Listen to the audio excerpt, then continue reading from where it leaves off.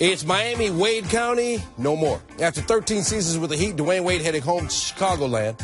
Bulls signed him to a 2-year deal worth $47 million, $7 million more than Miami offered over 2 years. For more, here's Israel Gutierrez.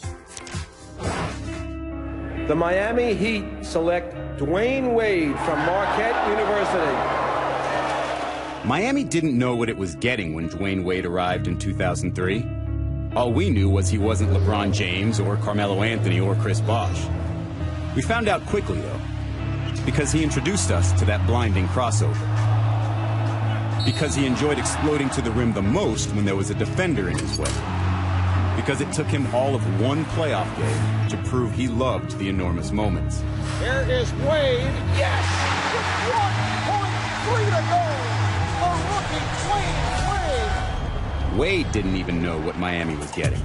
He was almost discovering his basketball genius just as we were. It was Shaquille O'Neal who helped Wade recognize his superstar potential. And fortunately for Miami, Wade was a quick study. And the Miami Heat are champions of the basketball world! In his third year in the league, Wade put together a finals performance for the ages, bringing a basketball championship to a city that still had a handshake relationship with the sport, despite passionate 90s playoff runs from Alonzo Mourning, Tim Hardaway, and company.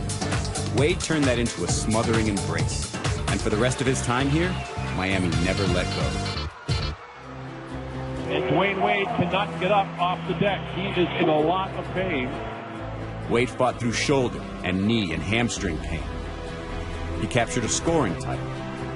He made transitions easier for 2 rookie head coaches and further enhanced the legacy of Pat Riley. He claimed American Airlines Arena as his house. And then he invited some friends over. It doesn't matter whose idea it was to unite LeBron James, Chris Bosh, and Wade on one team. The only reason the notion even arose was because number 3 was here. And boy, was this house party epic. And Miami wins! It's back-to-back titles for the Heat! Wade played so many roles in those 4 years. From leading man to willing sidekick. From frustrated cheerleader to hobbled savior. Wade became the greatest athlete this corner of the country had ever known. Greater than any single football player in a once football-only town. And now he's gone. Wade's work here is done. Turns out he may not be a Heat lifer. Wade drafted 5th overall in 2003, helped take the Heat to new heights. Miami went to the playoffs 11 times in its 13 seasons, won 3 NBA titles. Prior to Wade's arrival, Miami had been to the conference finals only once in 15 seasons. It's still Chicago that pulls Wade out of South Beach and back to the North Shore. Heat offered a contract 2 years, $40 million. Denver reportedly $12 million over that. The Bulls came up with the right terms, 2 and 47, and Wade head back home as a Chicago Bull. In a letter to the Associated Press, Wade said tonight, "This was not an easy decision, but I feel I have made the right choice. Watching the Bulls growing up inspired me at an early age to pursue my dream of becoming a basketball player," Wade writes in his letter. "My most treasured memories were watching my dad play basketball on the courts of Fermi Elementary School, developing my game at the Blue Island Recreation Center. I have never forgotten where I came from, and I am thankful to have an opportunity to play for the team that first fueled my love of the game. I started my NBA career with the Miami Heat 2003, and it has been an honor to have played with them and helped build a winning franchise with 3 NBA championships." Wade wrote, "I look back with pride and amazement at all we have accomplished together. I want to express my gratitude to the Harrison family, Pat Riley, Coach Eric Spoelstra, the coaching staff, and the entire Heat organization." Brian Windhorst now on top of the story and with us on SportsCenter. Brian, so many questions, but we start simply. How did the Bulls beat out the rest of the NBA even without leaving the city? Well, first off, they offered more money than the Miami Heat. That's number one. And Miami money was a factor in this deal. Dwyane Wade made that clear from the beginning of free agency. Secondly, Dwyane Wade and the Miami Heat really were at odds, and it was getting worse by the day. The acrimony was growing significantly. It got to the point where they weren't even talking to each other.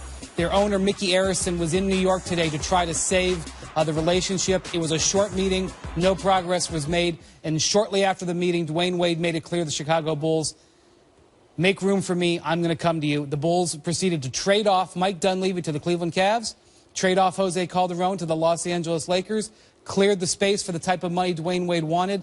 He had told friends in recent days, even though Denver had made him an extraordinary offer, 2 years and $52 million, the Nuggets had the most money on the table, and they had it there for the last week.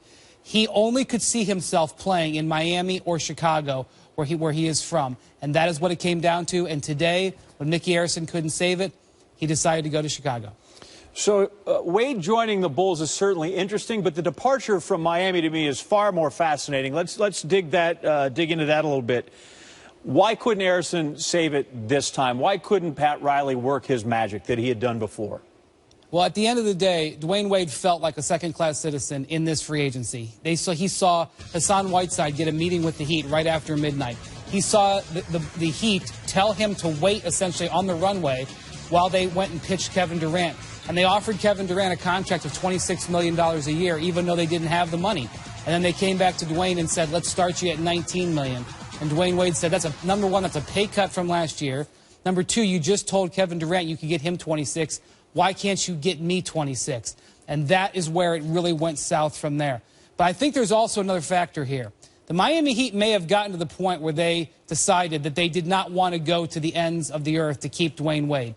While they definitely wanted him back, they made him an extraordinary offer. I think the Heat have got to say 2 years and $40 million is not disrespectful. It was just below what his market value was. Obviously, the Bulls were offering $48 million, and the Nuggets offering even more. But the Heat may realize that this is an opportunity for them to pivot, and they're going to take an enormous PR fallout. When Dwyane Wade re-signed there in 2014, he called himself a Heat lifer. There was an entire campaign built around the Heat lifer slogan. It was a direct shot at LeBron James for leaving. And here, 2 years later, the quintessential Heat lifer is gone. However, it sets the Heat up to have massive amount of salary cap space next summer when they can possibly chase the likes of Russell Westbrook or Blake Griffin.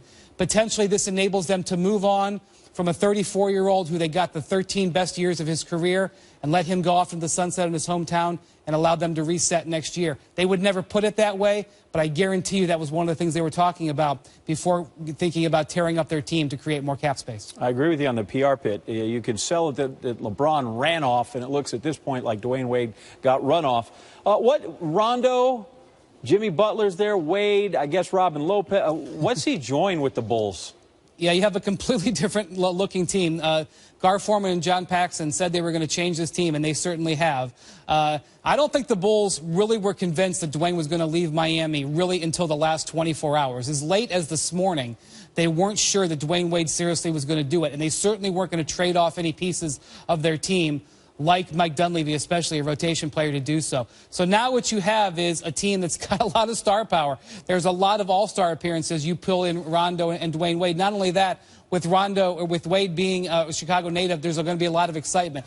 However, they are not going to be a good shooting team. Jimmy Butler is not a good outside shooter from distance.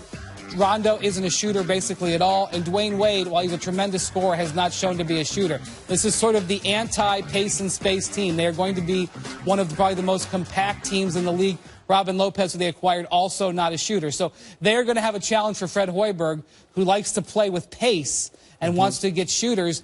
Now they're going to have a bunch of veteran guys who don't shoot as well. But they are going to have a star-studded team. Talked about the PR hit with Miami, and it's always easy to blame the franchise. They're the big 900-pound gorilla. But in the end, through his career, Wade took those pay cuts. That was him. That was his agent. He didn't have to do that. In the end, when we get down to here, whose hand forced whose here? Because I'm not so sure it's necessarily on the Heat. Right. Well, at the end of the day, Dwyane agreed to those. And to go over exactly what happened, in 2010, he took a pay cut to give room basically for Bosh, for LeBron, Udonis Haslem, and Mike Miller. So he took a pay cut in 2010. 2014, he takes another pay cut after LeBron leaves to help them bring in Luol Deng to help stabilize the franchise. That was the year when Chris Bosh gets a $100 million contract. Dwyane Wade takes a pay cut. Then last year, he wanted a multi-year deal, ends up agreeing to a one-year contract so the Heat could chase Kevin Durant this week. He was looking toward that a year ago. So I think he also gets to the point where he's saying, I'm not taking any more discounts. And it may have been a little bit on the Heat just making an assumption that he would be willing to take what was ever left over because he'd done that 3 times before. Discounts are one thing, disrespect something totally different. Brian Windhorst continuing the NBA's free agent fun here on SportsCenter. Thanks, Brian. Thank you. Dwyane Wade likely will get his number retired still in Miami. He will. He'll likely get a statue. People like statues. But let's get the Chicago angle for Michael Wilbon. Joins us on the telephone. Michael, what value does Dwyane Wade bring to Chicago? Well, from a basketball standpoint, that's yet to be determined at this point.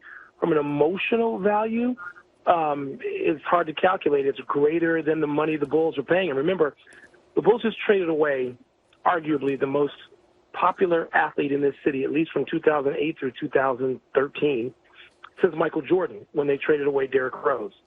So this is, a lot of us like to say, the biggest small town in America is Chicago. And Wade will fill a void, at least emotionally.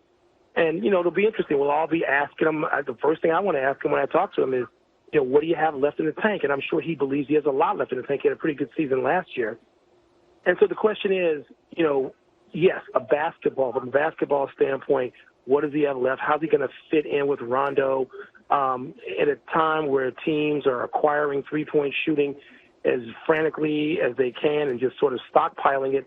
The Bulls gave away arguably their best three-point shooter, traded him away, and Mike Dunleavy, and really have a couple of three-point shooters in Mirotic and McDermott. But it's not, as Brian Windhorst just said, the kind of team stylistically that people are going to in the NBA. But that's for another day here in Chicago, where I am right now. And literally walking down the street, people are bringing out their cars. You hear about D. Wade? Here we signed D. Wade. And it's like it was 6 years ago, 8 years ago. Dwyane Wade is a Chicagoan. He has spent in past years, I don't know about the last couple, a lot of time here in the off season. You could see him around. You could see him walking around downtown. He's a Chicagoan. The first person I ever heard about Derrick Rose from after a Heat Bulls game one night, 10 years ago, was Dwyane Wade, who said, we got to go out and see this kid Rose. I think he's better than I was at that point. I mean, he's a Chicagoan. He stays in touch with what goes on here. He's a Marquette alum. People love Dwyane Wade, even though he was on the team they hated the most when Bulls were going against Miami pretty strong. He never fell out of favor here. So this is emotionally, and particularly in the absence of Derrick Rose now, a huge acquisition. If it's a PR hit in Miami, it's a PR boost here in Chicago where people are just looking at the team going, why are we going out there? What are we going to see? What are we going to support? And now you have Rondo and Wade, and people here are going to be excited about that, at least at the beginning. Cubs have massively popular players. This is the golden era of the Blackhawks. They've never been this good or popular in the history of the city. Is it important for the Bulls to at least get in their neighborhood? Does that kind of thing play into this? Well, they were already in the neighborhood. They were the king of the neighborhood, even though they didn't get to a final. I mean, in 2011, this city, in terms of sports pecking order, it shows you how things can change, was Bulls and Bears. The Bears went to the NFC Championship game at the end of the 2010 season into 2011 January. And that was Derrick Rose's MVP season. So the Bulls were already on top of the sort of sports pyramid in Chicago. And they were pretty high up it 2 years ago when they had a 2-1 lead and were LeBron James corner jump shot away from taking a 3-1 lead on Cleveland. They were pretty high up. And they even started, if you remember, they started last season as the Vegas number 2 pick in the East. They were the team that Vegas had slotted to play Cleveland in the Eastern Conference Finals. So it's what's happened since January when the Bulls just fell apart. The firing of Tibbs, and, subsequently now an awful season in which they missed the playoffs for the first time in a while. So they can get back there. Are they going to surpass the Cubs? I don't know. The Cubs have lost now 15 out of the last 25 games. So let's see where they're going to be, by the time we get to October. Things change incredibly quickly in any sports landscape, and particularly this one in Chicago. It's a shocker. Dwyane Wade is the Chicago Bull. Good night, Michael Wilbon. Listen, you played in Denver. You've played at home. What's the allure like to go back and want to play at home? I mean, it's awesome. It's awesome. I mean, I love playing at home. I mean, I played on a great team there. We made it to the West Coast. It was much better to play at home. Towards the end of my career, I was a lot more mature. My life was a lot more stable, similar to how D. Wade's will be. So it was great. You have seen the NBA game as a game and as a business. What do you make of the decision that Wade made here tonight? For one, I'm happy for him. I thought it was unfortunate that, that Miami, didn't do all they could to get D. Wade back. I mean, this is the most celebrated player in the history of the franchise. 3 championships, perennial all-star. I mean, I can't believe they didn't go all out to just get him back, give him the opportunity to end his career as a Miami Heat player. I mean, it's the business of the game. It's the part of the business that kind of sucks. But, it's always, and I think we've talked about this in private sometimes, but it's always a double standard, when you're a player. If he just was a free agent in his prime and just left like KD just did, I mean, they'd be burning his jerseys, they'd be going crazy. But the franchise, and the organization, they decide to kind of move forward and put, some very, marginal effort into getting back. And it's like voting against the organization like they would against the player. So, it's a double standard, man, but it is what it is. It's the business of the NBA. He's a lifelong childhood Bulls fan. I'm happy for him, happy for his family. So it's all. You played deep into your 30s, so you see this. This is a guy who's played 13 years. Clearly, he is not at the peak. He's coming the other way. If I'm the Heat, can I just simply say that, yeah, financially, this doesn't make sense. This is the best thing. And I get that we fall in love with guys, but you know what? They'll put somebody else. They'll have 15 guys next year, and they'll play.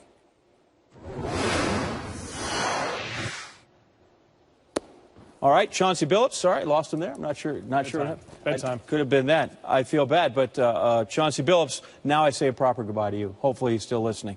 As you see what's happening there, most seasons is Heat's highest paid player. As you look at all those things, the one thing you don't see is Dwyane Wade's name. So, again, he took a bunch of discounts. In the end, he thought this time around, perhaps disrespected.